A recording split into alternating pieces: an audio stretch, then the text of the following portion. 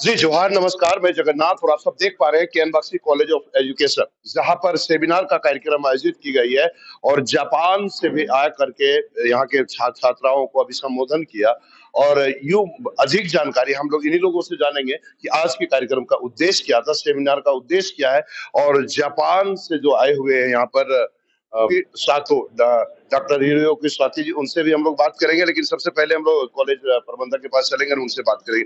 क्या सर आज कार्यक्रम का उद्देश्य था और क्या है?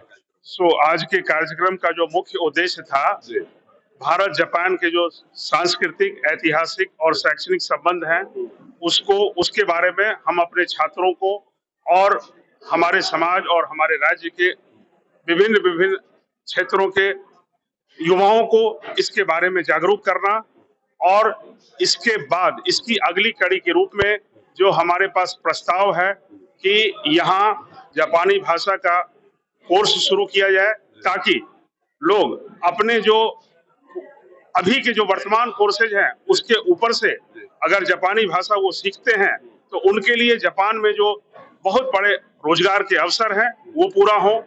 हमारे भारत सरकार का भी बहुत बड़ा फोकस है कि भारत से युवाओं स्किल्ड वर्कफोर्स भारत से जापान जाएं और उनके लिए अच्छे रोजगार मिले।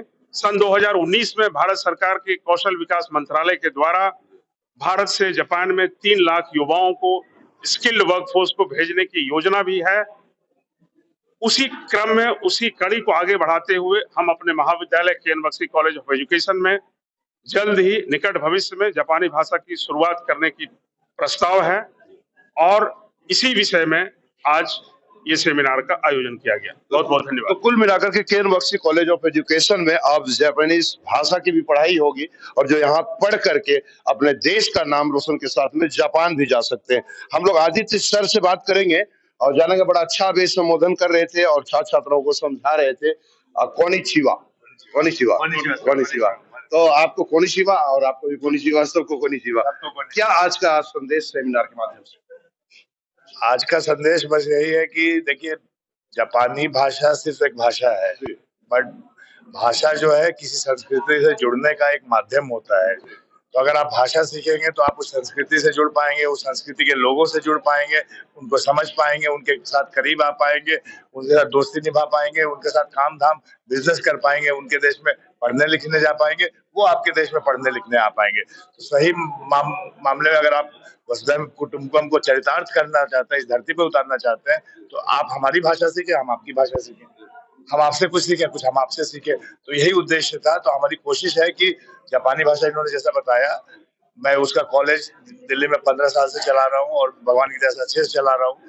तो उसका कॉलेज नंबर 2 पहले तो दिल्ली में चला है, पूरे देश के लिए चला है, राजधानी में चला है। अब उसका कॉलेज नंबर 2 मैं यहाँ पे इन लोगों के साथ में आकर के जुलाई में अगर इनका सेशन शुरू होता है तो जुलाई में बिल्कुल गारंटी आप मानिए कि जेएनयू के लेवल की पढ़ाई इस गिरिडीह की धरती पे हम शुरू कराने वाले हैं। उसमें जेएनयू के, डीयू के, बड़े बड़े जापान के कॉलेज होंगे, रिटायर्ड प्रोफेसर आके पढ़ाया करेंगे, ऑनलाइन आके पढ़ाया करेंगे। और वैसे तो मैं ही अकेला काफी। एक सवाल बड़ा संबोधन में आपका था कि सुनामी आई और जिसमें मेरा पूरा परिवार, वो क्या था सर? कीड़ा कर रहा है, थोड़ा बता। तो चलिए, अब आप टीवी में बुलवाएंगे। उसमें मेरे पिताजी गुजर गए। मेरे पिताजी को कैंसर हो गया था और बड़े वो हट्टे कट्टे थे, स्पोर्ट्समैन थे।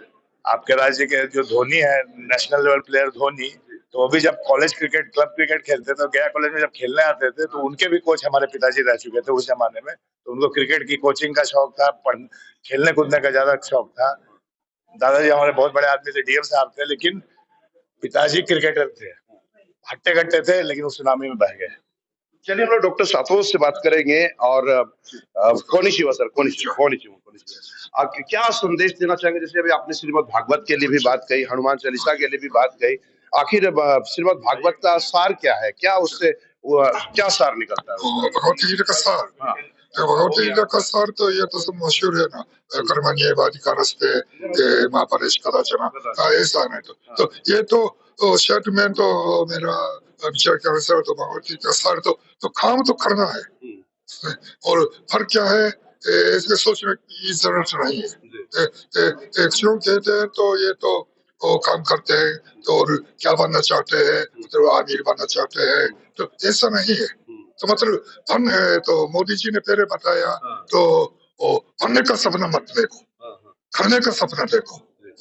इसलिए भगवत गीता तो काम करते करते रहो, इसका मतलब फल तो वारों की इच्छा है, इसलिए करते करते रहो तो और मत कर्मा भी मत करो, कर्मा तो करनी है। ये अध्यात्म की तरह रुझान आपका कैसे आया? अच्छा कैसे आया? हाँ, हनुमान अभी आपने बड़ा बारीकी से समझाया, सरस्वती के बारे में समझाया, ब्रह्मा जी के बारे में समझाया। आखिर ये रुझान अध्यात्म की ओर कैसे है? आप अब जापान से हैं और पूरा इंडिया कल्चर आपने अपना लिया। तो लेकिन यहाँ क्या रहा, क्या खास? लेकिन यहाँ आके आप लोगों से बात करके और के मैंने बताया तो वो फिल्म के देखते देखते हैं तो ये तो वो पूजा करते हैं और मेरे दोस्त भी तो त्योहार के समय ऐसा जापान में भी आजकल तो त्योहार तो मनाते हैं, तो ऐसा त्योहार मनाते आपका इष्ट देव आराध्य देव कौन है? अभी जैसे आप जापान से यहाँ कौन सा इष्ट देव आराध्य देव फेवरेट गॉड? इष्टदेव तो हाँ इष्टदेव तो पूरा है, परमात्मा है, परमात्मा है। तो अभी तो मैं अभी रामचरितमानस का अनुवाद कर रहा हूँ, तो इसलिए राम जी से ज्यादा मुझे तुलसीदास की जोश, उनकी भक्त तो भक्त समझ करते हैं। अच्छा जी, सिर्फ राम का कथा नहीं है, ये तो राम की भक्ति का कथा है। तो तुलसीदास तो कैसे मतलब राम जी के भक्ति रखते हैं, क्योंकि भगवत गीता तो किसी ने लिखा तो पता नहीं है, तो लेकिन रामचरितमानस तो तुलसीदास ने लिखी है। तो तुलसीदास ने कैसे सोचकर कैसे राम जी का मतलब भक्ति कर और राम जी से सब क्या सब बयान करके इंडिया का कल्चर और अभी यहाँ कॉलेज आए, कैसा लगा आपको? कैसा फील कर रहे हैं? बहुत अच्छा है, बहुत अच्छा है। तो हाँ मैं यहाँ रहना चाहता हूँ और बातचीत करना चाहता हूँ। हाँ जी जी देखिए छात्रों को इंडिया पसंद आ चुका है और जापान से आप इंडिया में ही रहेंगे और खास बात यह है कि केन बख्शी कॉलेज ऑफ एजुकेशन में रहेंगे। आइए और छात्राओं से भी पूछेंगे।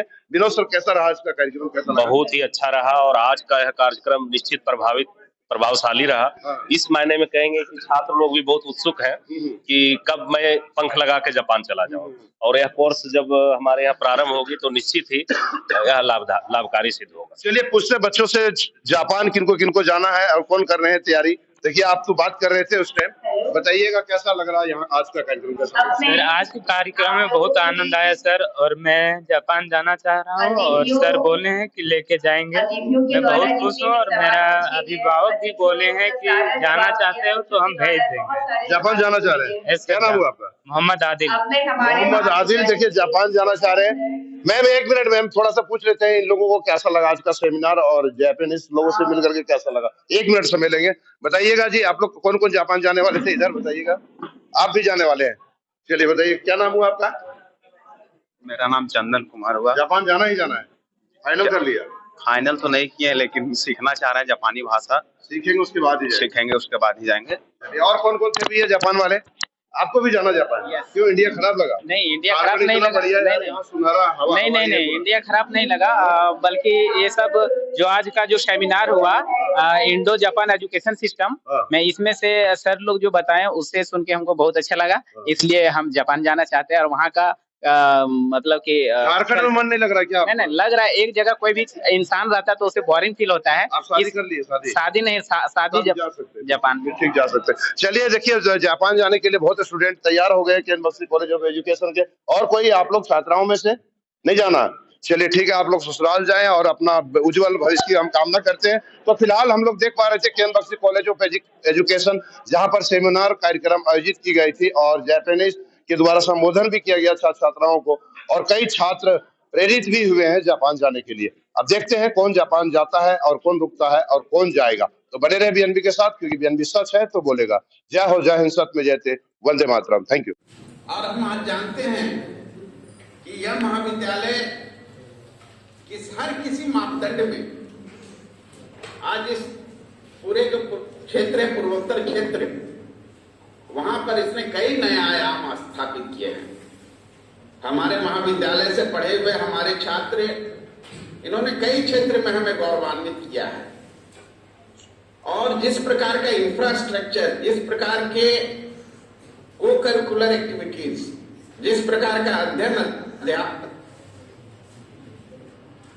इस महाविद्यालय में आज हो रहा है, वह अपने आप में एक बहुत ही संतोषप्रद घटना है। आज इस क्षेत्र में जितने भी शिक्षाविद हैं या प्रशासनिक अधिकारी हैं या समाज में काम करने वाले हमारे मीडिया वर्ग के भाई बंधु हैं, हमारी बहनें हैं, जितने भी जो फैकल्टी हैं, उनको इस बात में कोई भी संदेह नहीं कि महाविद्यालय के जितने भी शिक्षक और हमारे सहयोगी हैं, वह सब पूरे निष्ठा के साथ, पूरे समर्पण के साथ आज स्तरीय शिक्षा देने में, क्वालिटी एजुकेशन देने में जुटे हुए हैं। जन जन की आवाज पर सबसे तेज रफ्तार। जी हां, हर खबर असरदार। मेरे चैनल को करें अभी सब्सक्राइब। 11 वर्षों से बीएनबी पर आपका विश्वास सर चढ़कर बोल रहा है। जी हां, तभी तो खबर की सच्चाई को बीएनबी खरे सोने की तरह तोल रहा है। सच की आवाज होगी बुलंद और झूठ का नाव डोलेगा। बेशक आप बने रहें बीएनबी के साथ, क्योंकि बीएनबी सच है तो बोलेगा।